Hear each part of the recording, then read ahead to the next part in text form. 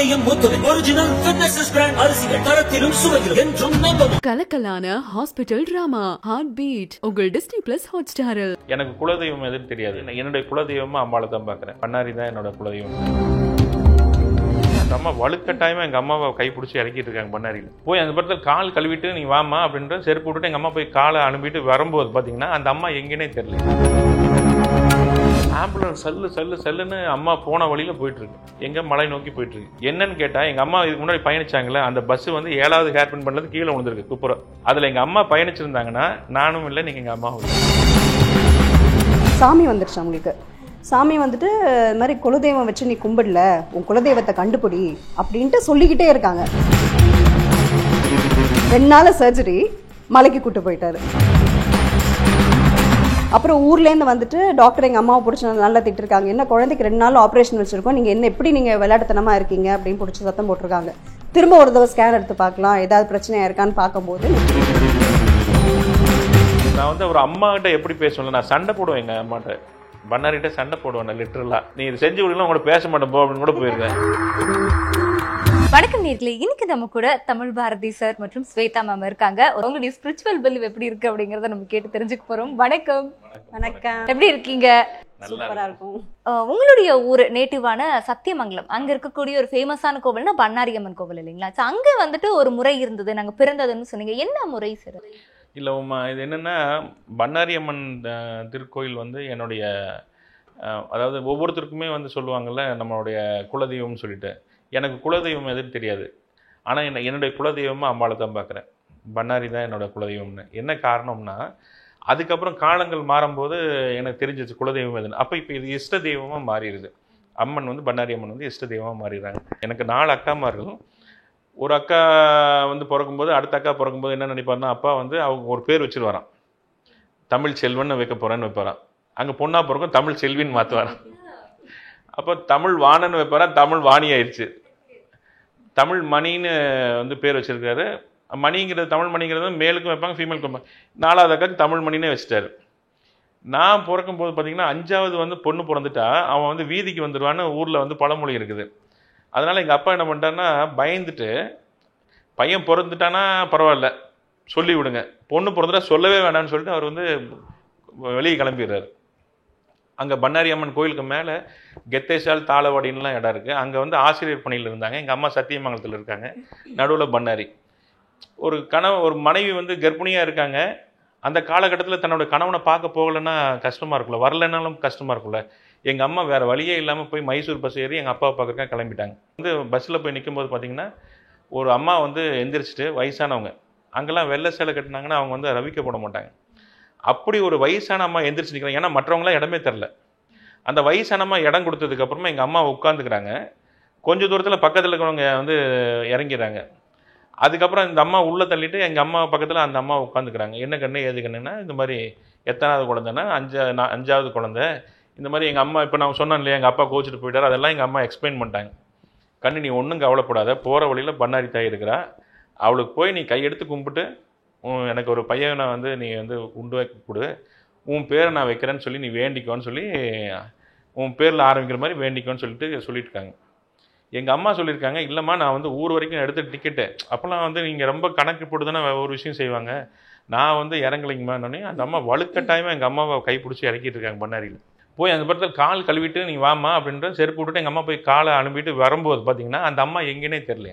கூட வந்து அந்த பாட்டியம்மா காணோம். கடையில் பார்க்குறாங்க, அங்கே எங்கேயும் பார்க்குறாங்க, எங்கேயுமே இல்லை. அப்படி அந்த அம்மா போயிருந்தாலும் இப்போ நம்ம கால் கழுவுற இடத்துக்கு வரைக்கும் வந்தாங்கல்ல, இப்போ அம்மாவுக்கு ஒன்றுமே புரியாமல் என்ன பண்ணுறாங்க, அங்கேருந்து போய் நேராக போயிட்டு பண்ணாரி அம்மனோட போய் கும்பிடலான்னு போகிறாங்க. கையெடுத்து கும்பிடுறாங்க. தாயே எனக்கு வந்து பையன் வந்து பிறந்தான்னா உன் பேரில் ஆரம்பிக்கிற மாதிரி பாங்கிற வரிசையில் பையனுக்கு பேர் வைக்கிறேன். முடிச்சுட்டு எங்கள் அம்மா வெளியே வந்து அந்த இதில் வந்து ஏன்னா வயிற்று தள்ளிட்டு இருக்காங்கல்ல, அப்போ வந்து அந்த இதில் உட்காந்துருக்காங்க. ஆம்புலன்ஸ் சல்லுன்னு அம்மா போன வழியில் போயிட்டுருக்கு. எங்கே மலை நோக்கி போயிட்டுருக்கு. என்னன்னு கேட்டால் எங்கள் அம்மா இதுக்கு முன்னாடி பயணிச்சாங்களே அந்த பஸ்ஸு வந்து 7வது ஹேர்பின் பண்ணது கீழே விழுந்திருக்கு குப்புறம். அதில் எங்கள் அம்மா பயணிச்சிருந்தாங்கன்னா நானும் இல்லை, நீங்கள் எங்கள் அம்மாவும் இல்லை. அப்போ இது மிராக்கல் தான் நினைக்க வேண்டியதாக இருக்குது. எங்கள் அம்மா வந்து ஷாக் ஆகிட்டு மறுபடியும் சத்தியமங்கலம் கிளம்பி திரும்பி வந்துடுறாங்க. வந்துட்டு அங்கே இருக்கிற எங்கள் அம்மாவுடைய ரொம்ப க்ளோஸ் நெட்ஒர்க்லாம் இருக்காங்க, அவங்க அத்தைகிட்டலாம் சொல்கிறாங்க, இல்லைம்மா உனக்கு ஒன்றும் இல்லைன்னு அவங்க பதட்டமாகிட்டாங்க. ஏன்னா போயிருந்தால் என்ன ஆகுங்கிற அந்த பதட்டம். பையன் பிறந்ததுக்கப்புறமா எங்கள் அப்பாவுக்கு தகவல் போது எங்கள் அப்பா பயங்கர சந்தோஷமாக அதுக்கப்புறம் தாரத்தை போட்டு எல்லாம் வச்சு பயங்கரமாக கோலாகலமாக கொண்டாடுறாரு. அப்போ எங்கள் அப்பாட்ட சொல்கிறாங்க, பால வரிசையில் பாரதிங்க வைக்கணும், பாரதின்னு பேர் வைக்கிறாங்க.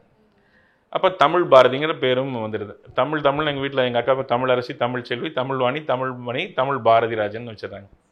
அப்படி தான் எனக்கு பெயர் காரணம் வந்துச்சுன்னு சின்ன வயசுலேருந்து சொல்ல இந்த அம்பாள்னால தான் நான் வந்து அவதரித்தேன், அவங்கனால தான் எனக்கு இன்னைக்கு இந்த வாழ்க்கை இருக்குன்னு நான் நம்ப ஆரம்பித்தேன்.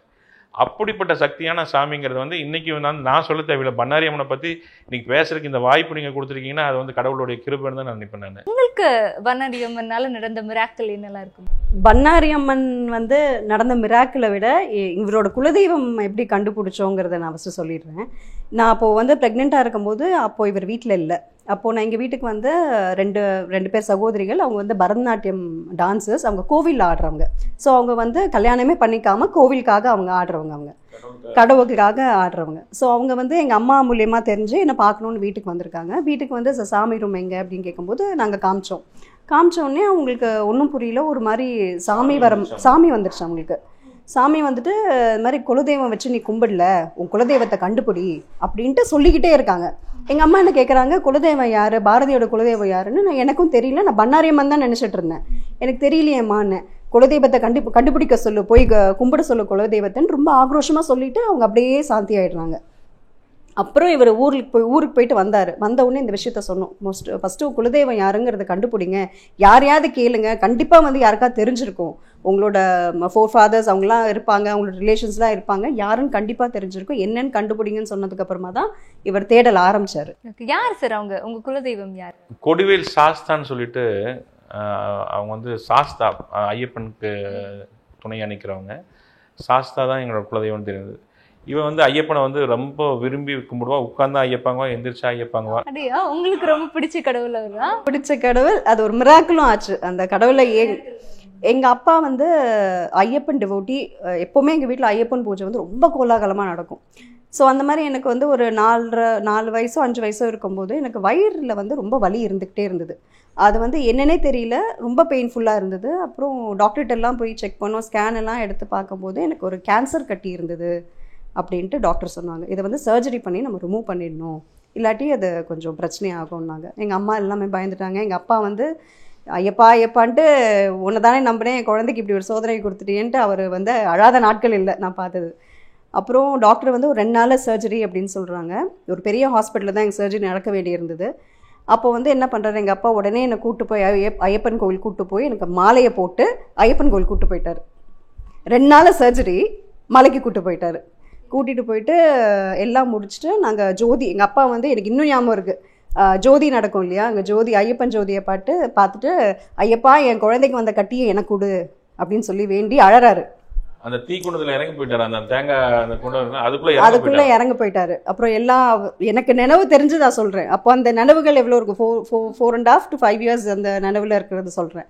அப்படி சொல்லும்போது எங்கள் அப்பா வந்து எங்கள் அப்பா அழறாரு. அதை பார்த்து நான் அழறேன். ஏன் அழறாருன்னு தெரியல, எனக்கு இப்படி ஒரு பிரச்சனை இருக்குன்னு நினச்சி அவர் சொல்லி அழறாரு. அது இன்னுக்குமே எனக்கு காதில் கேட்குது. அப்புறம் ஊர்லேருந்து வந்துட்டு டாக்டர் எங்கள் அம்மாவை பிடிச்சி நல்லா திட்டிருக்காங்க. என்ன குழந்தைக்கு 2 நாள் ஆப்ரேஷன் வச்சுருக்கோம், நீங்கள் எப்படி நீங்கள் விளையாட்டுத்தனமாக இருக்கீங்க அப்படின்னு பிடிச்சி சத்தம் போட்டிருக்காங்க. திரும்ப ஒரு தடவை ஸ்கேன் எடுத்து பார்க்கலாம், ஏதாவது பிரச்சனையாக இருக்கான்னு பார்க்கும்போது நீங்கள் நம்ப மாட்டீங்க, அந்த கட்டியே எனக்கு இல்லை. அப்படி ஒரு கேன்சர் கட்டிங்கிற ஒரு அறிகுறியே இல்லை. டாக்டர்ஸ்க்கே அது ஒரு பெரிய மிராக்கிள். அப்புறம் என்ன ஆச்சுன்னா அதுக்கப்புறம் ஒரு 6 months கழிச்சு எங்கள் அப்பாவுக்கு அதே இடத்துல லிவர் கேன்சர் வந்துருச்சு. வந்து அவர் கொலாப்ஸும் ஆகிட்டார். இவளுக்காக அந்த இதை வந்து ஏற்றுக்கிட்டாரு அப்படிங்கிறது அந்த மாதிரி ரொம்ப இதெல்லாம் வந்து கேட்கும்போது ரொம்ப இதாக இருக்கும் எனக்கு வந்து. அதனால எனக்கு எப்பவுமே உட்காந்தா ஐயப்பா, எழுந்தா ஐயப்பா, எப்பவுமே ஐயப்பா. இவர் பண்ணாரி அம்மா ஐயப்பா பண்ணாரி தயங்குவேன், எந்திரிச்சா பண்ணாரி தயங்குவேன். இப்படிதான் எங்க லைஃப் போயிட்டு இருந்துச்சு. அவர் வந்து வனதேவதையான பண்ணாரி அம்மன் வந்து ஒரு வனதேவதை. அவங்க நான் வந்து அவர் அம்மா கிட்ட எப்படி பேசுவேன், நான் சண்டை போடுவேன் எங்கள் அம்மாட்ட, பண்ணாரிகிட்ட சண்டை போடுவேன் நான் லிட்டரலாக. நீ இது செஞ்சு விடலாம் உங்களோட பேச மாட்டேன் போ அப்படின்னு கூட போயிருக்கேன். அது நடந்து முடிஞ்சதுக்காக போய் சாரி சொல்லுவேன். இது வந்து கேட்குறவங்களுக்கு வந்து ஒரு என்னடா லூசு மாதிரி பேச நினைச்சாலும் கூட உண்மையாகவே அதை பண்ணுவேன். இங்க சென்னைக்குள்ள நீங்க போற கோவில், அடிக்கடி போற கோவில்னா எது? சென்னையை பொறுத்த வரைக்கும் நாங்கள் விரும்பி இப்போ நாங்கள் ரெகுலராக போயிட்டு இருக்கிற இடம் வந்து ஜெய் பிரதிங்கிற பீடம். இது வெண்பாங்கம்ங்கிற கிராமம் வந்து நம்ம சிங்கப்பெருமாள் கோயிலேருந்து ஒரு 3 கிலோமீட்டருக்குள்ளே ஒரு வில்லேஜுக்குள்ளே இருக்குது. மலை அடிவாரத்தில் அம்பாள் அமைஞ்சிருக்காங்க. ஸ்ரீ பிரித்திங்கரா சுவாமிகள் அப்படிங்கிற என்னோட குருஜி அங்கே தான் இருக்கார். அவர் வந்து எப்படி சொல்கிறதுனா, ஒரு 7 ஆண்டு காலமாக வந்து ஒரு ஒரு ஒரு அருமையான விக்கிரகம் வச்சு, அது வந்து பிளாஸ்டர் ஆஃப் பாரிஸில் செய்யப்பட்டது. அவங்களுக்கு அம்பாளா, அதான் நான் சொல்கிறேன், கல்லை கண்டால் நாயை காணும், நாயை கண்டால் கல்லை காணுங்கிற அந்த உங்களுக்கு புரிதலாக இருந்ததுன்னா, அது புரிதல் என்னென்னா, இது வந்து என்னதுன்னா, கல்லாக நீங்கள் வந்து சாமியை பார்த்துட்டீங்க, அது நீங்கள் கல்லாக தான் பார்ப்பீங்க. அப்போ அந்த இடத்துல நீங்கள் கடவுளை பார்க்க முடியுங்க, அங்கே நாயகனை பார்க்க முடியாது. நாயகனாக பார்த்தால் நீங்கள் அது கடவுள் என்று நீங்கள் பார்க்க ஆரம்பிச்சிட்டிங்கன்னா அந்த இடத்துல உங்களுக்கு கல் தெரியாது. அதே போல் அந்த விக்கிரகம் வந்து அம்பாளோடது வச்சதுக்கப்புறமா அங்கே தொடர்ந்து பூஜைகள் 7 ஆண்டுகள் வந்து ரொம்ப சிறப்பாக செஞ்சு, இப்போ கொஞ்ச நாளைக்கு முன்னாடி தான் வந்து அவங்களுடைய சிலையை வந்து ஸ்தாபிச்சாங்க. ரொம்ப அற்புதமான அந்த ஒரு 2 மணி 3 மணிக்கெல்லாம் நாங்கள் அங்கே இருக்கோம் கோயிலில். அம்பாளை அங்கே வந்து பிரதிஷ்டை செய்யும்போது ஒரே ஒரு விஷயம், அந்த கோயிலுக்கு போகும்போது சுவாமிஜி சொல்கிறதெல்லாம் என்னென்னா, கூட இருமா என்னை வழி நடத்துமான்னு அம்பாளுக்கு பேசணும்.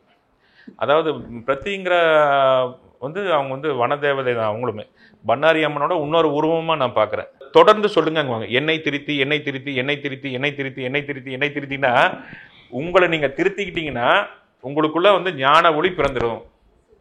ரொம்ப சிம்பிள். ஆன்மீகத்தோட உச்சமே அதுதான். நீங்கள் சொல்லுங்கள், இப்போ நீங்கள் கோயிலுக்கு போகிறீங்க, கோயிலில் விக்கிரகம் இருக்குது, விக்கிரகத்தை பார்த்தோன்னே நீங்கள் சாமி கையெடுத்து கும்பிட்றீங்களா, இல்லை அர்ச்சகர் வந்து அங்கே விளக்கேற்றி விளக்கு காட்டி பூஜை பண்ணும்போது நீங்கள் கையெடுத்து கும்பிட்றீங்களா? அப்போ நீங்கள் கும்பிட்றது வந்து இந்த விளக்குங்கிற அந்த அக்னியை தான் கும்பிட்றீங்களே தவிர, அங்கே அம்பாலே இந்த சாமி வாங்க வந்து அர்ச்சனை பண்ணுங்க அப்படின்னோடனே அவர் வந்து எப்போ பண்ணுறாரோ அப்போ தான் நம்ம கையெடுத்து கும்பிட்றோம். அப்போ அந்த திரியில் இருக்கிற அந்த தீ இருக்குது பார்த்தீங்களா, அந்த அக்னி தான் ஆன்மீகம்ங்கிறது. அந்த அக்னி வந்து ஒவ்வொருத்தருடைய உள்ளேயும் எரியணும். அது ஆன்மீகத்தில் வந்துருச்சுன்னு சொன்னால் உங்களை வந்து அடிச்சுக்க யாருமே கிடையாது. சரி, இப்போ நம்ம இவ்வளோ விஷயங்கள் பேசினாலுமே கூட நமக்குன்னு ஒரு பிரச்சனைன்னு வரும்போது நம்மள அறியாம நீங்கள் சொன்ன மாதிரி பண்ணாரி அம்மன் கூப்பிட்றது, ஐயப்பன் அவர்களை கூப்பிட்றது தான். அப்படி அவங்க உங்களோட மேரேஜ் விஷயத்துலயோ ஏதாவது ஒரு இடத்துல வேற ஏதாவது ஒரு மிராக்கிள் நடத்தியிருக்காங்களா? கண்டிப்பாம்மா. என்னுடைய லைஃப்பில் வந்து நான் வந்து என்னோட வாழ்க்கையே எங்கள் வாழ்க்கையே ரொம்ப நம்ம வந்து ஆல்ரெடி நீங்கள் வந்து இதில் கொடுத்துருக்கோம். அதில் நீங்கள் பார்த்தீங்கன்னா தெரியும், எங்கள் லைஃப் ஸ்டோரி நான் சொல்லியிருப்பேன். அது ஒவ்வொரு கட்டமும் கடவுளுடைய அனுகிரகம் இல்லைன்னா அது நடந்திருக்காது. அது எந்த மதமாக வேணா இருக்கட்டும், எந்த மதமாக இருந்தாலும் எனக்கு தெரியறது எல்லாமே ஒரே ஒரு சக்தி தான். அவங்களோட ஃபாலோ அப்பில் அவங்களோட சாமியோட பேரை சொல்லிக்கிறாங்களே தவிர, அந்த ஒத்த ஆத்மாவை நமக்குள்ளே கொண்டு வரதுக்கு ஞானம் வேணும். அந்த ஞானத்தை வந்து உங்களை உருவாக்குறதுக்கு குரு வேணும். அந்த குரு வழிபாடு மூலமாகத்தான் நீங்கள் வந்து ஆன்மீகத்தோடைய உச்சத்தை அடைய முடியுங்கிறத என்னுடைய. Super sir. வந்து ரொம்ப ஸ்பிரிச்சுவலாக ரொம்ப ஆன்மீகம் சார்ந்த நிறைய விஷயங்கள் பேசுறது பண்ணுறது எல்லாமே இருக்காரு. உங்களுக்கும் அதில் ஈடுபாடு இருந்ததா முன்னாடி இருந்தே, இல்லை இவர் கல்யாணம் பண்ணதுக்கப்புறம் நீங்களும் அதை வந்து ஓகே நானும் ஷேர் பண்ணிக்கிறேன்னு எடுத்து? இல்லை, கல்யாணத்துக்கு முன்னாடி எங்கள் அம்மா சொல்லி கொடுத்தது தான் எல்லாமே. நம்ம வீட்டில் பழகிறது தான். அம்மா நல்ல பூஜை புனஸ்காரம் நிறைய வீட்டில் பஜன்ஸ் அதெல்லாம் நடக்கும். நான் அதில் கலந்துப்பேனே தவிர நான் வந்து அதில் ரொம்ப இன்வால்வ் ஆனது கிடையாது. இவ்வளோ தூரம் இருக்கா அப்படின்ட்டு இவர்கிட்ட பேசி, இவர் மற்றவங்க கிட்ட பேசும்போது ஓ இவ்வளோ இருக்கா ஸ்பிரிச்சுவல் டிவைனில் இவ்வளோ இருக்கா அப்படின்னு தெரியும். பட் எனக்கு இவ்வளோ இந்த அளவுக்கு என்னால் டீட்டெயில்டாக பேச முடியலனாலும் எனக்கு நடந்த மிராக்கிள்ஸ் வந்து அது வந்து மிராக்கிள் தான். அதை வந்து உங்களுக்கு சொன்ன மாதிரி காங்கேயம் முத்துவின் ஒரிஜினல் ஃபிட்னஸ் பிராண்ட் அரிசிகள் தரத்திலும் சுவையிலும் என்றும் நம்பவும். கலக்கலான ஹாஸ்பிட்டல் டிராமா ஹார்ட் பீட் உங்கள் டிஸ்னி பிளஸ் ஹாட்ஸ்டாரில்.